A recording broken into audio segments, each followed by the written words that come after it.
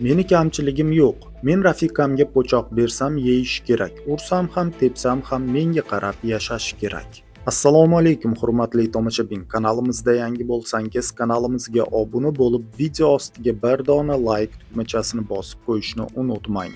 Like bosgan insonni Xudoyim doim qo'llab-quvvatlasin. Diqqat qiling. Million jamoasining sobiq a'zosi Umid Haydarov shaxsiy hayoti hamda farzandlari haqidagi katta sirni oshkor qildi. Mening 4 ta qizim bor. Bitta farzandimni yerga qo'yganman. Xotinlarim haqida savollarga javob bermayman. Alloh hammani jufti bilan yaratgan.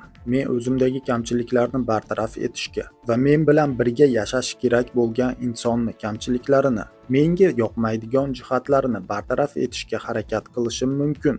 Menimcha boshqa uylanmayman, lekin bu gapim bilan yarashaman demoqchi emasman, lekin katta gapirishni ham xohlamayman.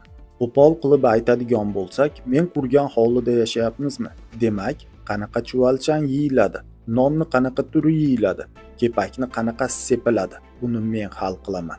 Shunga ko'ngan bilan bu daryoda uzoq suzamiz.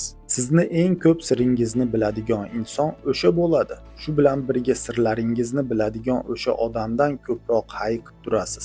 Chunki o'sha odam hayotingizni istalgan soniyasida dushmanga aylanib, sirlardan foydalanib qolishga harakat qiladi, dedi Umid Haydarov. Umid Haydarov intervyu davomida rafiqasini yomon otliq qilish niyatida emasligini aytdi. Lekin rafiqasini yetishmovchiligi tufayli ajrashganiga shama qildi. Shu bilan birga eng shirin ne'mat farzandlari ayrim paytlari yoqmay qolishini va ular bilan ham urushib turishini aytdi. Turmush o'rtoq degani mana shularning hammasiga chidab baxtli hayot kechirish kerak deya ta'kidladi. Eslatib o'tamiz, millionchi Umid Haydarov million jamoasini tark etgan, ammo har doim sahna ortida million jamoa a'zolari bilan birgalikda ishlaydi.